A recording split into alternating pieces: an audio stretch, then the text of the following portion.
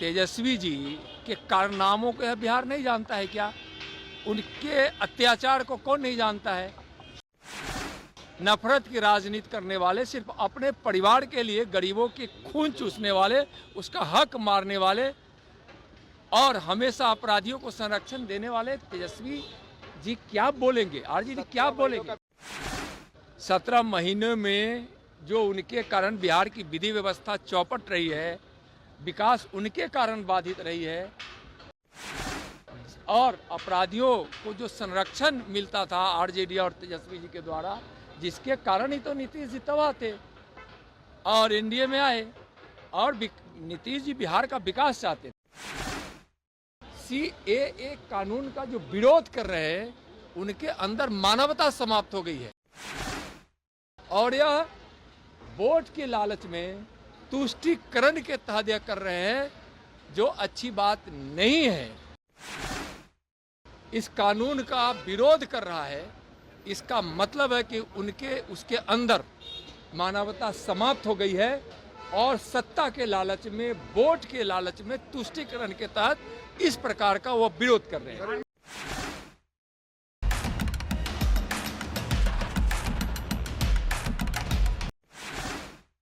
Sir, CA को implement कर दिया गया या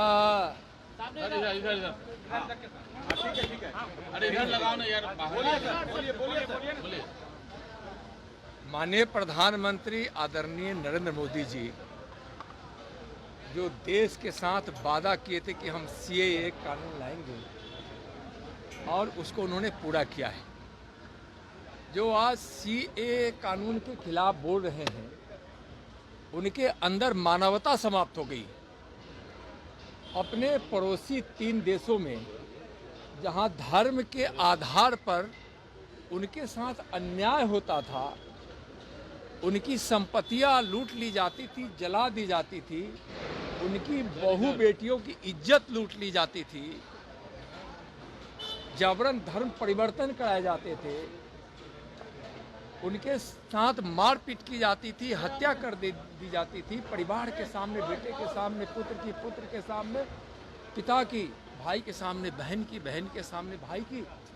और इस तरह का जो अत्याचार, अनाचार हो रहा था, जिसके कारण वह प्रताड़ित होकर भारत में शरण लेकर आ गए, उनको एक अच्छी जिंदगी देने के लिए न्याय किया है माननीय प्रधानमंत्री जी। आज जो सीएए कानून का जो विरोध कर रहे हैं, उनके अंदर मानवता समाप्त हो गई है और यह वोट के लालच में तुष्टीकरण के तहत यह कर रहे हैं, जो अच्छी बात नहीं है। बंगाल है, तमिलनाडु, केरला है, ये जैसे राज्यों में बोले कि लागू नहीं है। देखिए, वो जो भी हो, कोई राज्य हो, कोई पार्टी हो या कोई व्यक्ति हो, अगर इस कानून का विरोध कर रहा है, इसका मतलब है कि उसके अंदर मानवता समाप्त हो गई है और सत्ता के लालच में, वोट के लालच में, तुष्टीकरण के तहत इस प्रकार का वो विरोध कर रहे हैं। लागू होगा क्या? सर, सीट बंटवारे को लेकर क्या कुछ हो रहा है? पूरे देश के लिए यह कानून आया। सीट बंटवारे को लेकर किस तरीके से? सर एक मिनट कहिए। एनडीए में कहीं कुछ नहीं है। एनडीए एकजुट है, हम सब मिलकर लड़ेंगे और 40 की 40 सीट बिहार में जीतेंगे। चिराग पासवान नाराज चल रहे हैं। कोई नाराज नहीं है चिराग पासवान जी, कहीं से कोई नाराज नहीं। कहा जा रहा कि चाचा भतीजा में कोई नहीं, चिराग जी में कोई नाराजगी है नहीं है, बिल्कुल नहीं है, बिल्कुल नहीं। जल्द हो जाएगा। हाँ, एकदम जल्द पता चल जाएगा। चिराग पासवान और उनके जो चाचा जी हैं, उनको लेकर आरजेडी बड़ी मजा ले रही है, कह रहे हैं कि उलझन है, उठापटक चल रहा है। आरजेडी क्या मजा लेगी? आरजेडी तो ऐसे ही समाप्त हो चुकी है।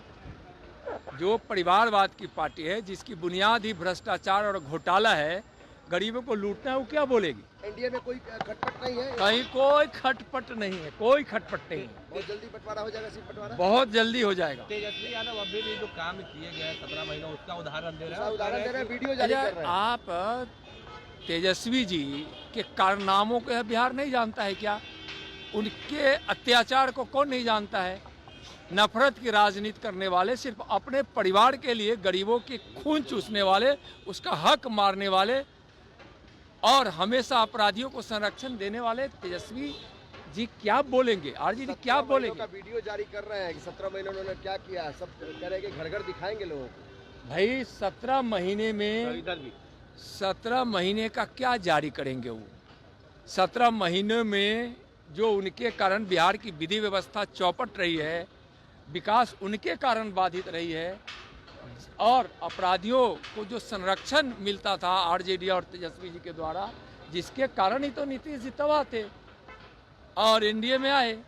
और नीतीश जी बिहार का विकास चाहते थे।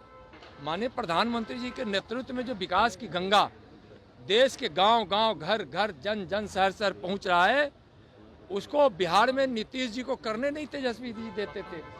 तो वो अपराधियों को संरक्षण देने वाले, लूट खसोट की राजनीति करने वाले, भ्रष्टाचार और अब परिवारवाद की नीति के तहत राजनीति करने वाले वो क्या बोलेंगे? उदयनिधि जो हैं ये बयान दिए थे सनातन के खिलाफ, तो उसके खिलाफ जो है आरा कोर्ट में मामला दर्ज किया गया है और कोर्ट ने संज्ञान लेते हुए देखिए उन लोगों का दिमाग खराब हो गया है। सनातन का विरोध करना बहुत ही किसी भी इंडी गठबंधन के नेता का संस्कार और स्वभाव बन गया है। सनातन को गाली देना, सनातन की संस्कृति की बुनियाद पर भारत विश्व गुरु बनने जा रहा है, उसको गाली दे रहे हैं। सब वोट के लिए कर रहे हैं। ओछी राजनीति करने वाले लोग, ओछी मानसिकता के लोग सनातन को गाली दे रहे हैं। 1 अप्रैल को उपस्थित होने का आदेश दिया है कोर्ट ने, आरा कोर्ट में। हम मामला कोर्ट में है, न्यायालय का जो फैसला आएगा सही आएगा। और सनातन को गाली देना इस सनातन की भूमि पर उन लोगों को शोभा नहीं देता। ऐसे ही खबरों के लिए जुड़े रहिए बिहार टॉक से। यूट्यूब पर लाइक और सब्सक्राइब करें, बेल आइकन जरूर दबाएं। फेसबुक, ट्विटर और इंस्टा पर फॉलो करें। धन्यवाद।